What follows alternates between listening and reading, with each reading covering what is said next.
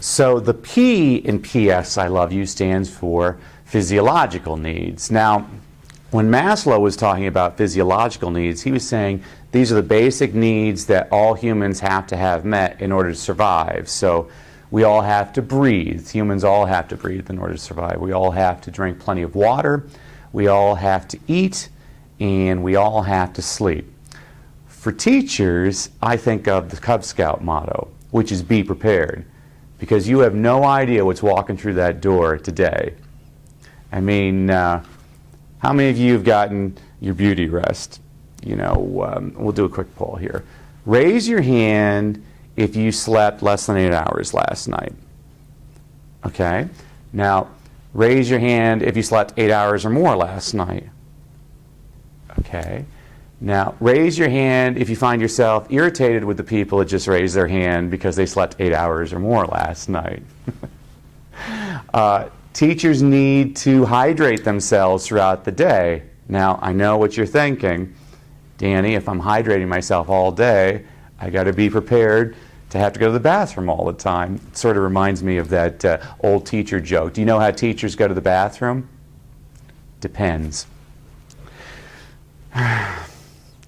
Teachers have to find their balance. My first year teaching, I had 3 roommates who were all teachers, and one of them caught me lesson planning at 1 in the morning. And he said something which actually changed my entire approach to my career. He said, Danny, work will always be there. Leave it there. And I made a decision from that night forward that I would get to school really, really early, and often I would leave really, really late. But you owe it to your family, you owe it to your friends. When you leave work, you got to leave work behind. We lose too many gifted and talented educators because they put in 25-hour days, 8 days a week, and they burn out. Remember, it's a marathon, it's not a sprint. Now, a lot of people don't realize the importance of balance. I'm actually a weight loss expert. A lot of people don't know this about me, but I've lost over 1,000 pounds. Problem is I've gained over 1,230 pounds for a net gain of 230 pounds, but my latest fad diet has been producing wonderful results. May I share it with you? So for breakfast, I'll typically have half a grapefruit, a slice of whole wheat toast, and 8 ounces of skim milk. Whole milk will kill you. For lunch, I like to enjoy about 4 ounces of maybe lean chicken. I'll have it with either steamed zucchini or maybe some broccoli. I'll have a cup of herbal tea with it because Harvard studies have shown that herbal tea actually speeds up your metabolism. And then just to reward myself, I like to have an Oreo cookie.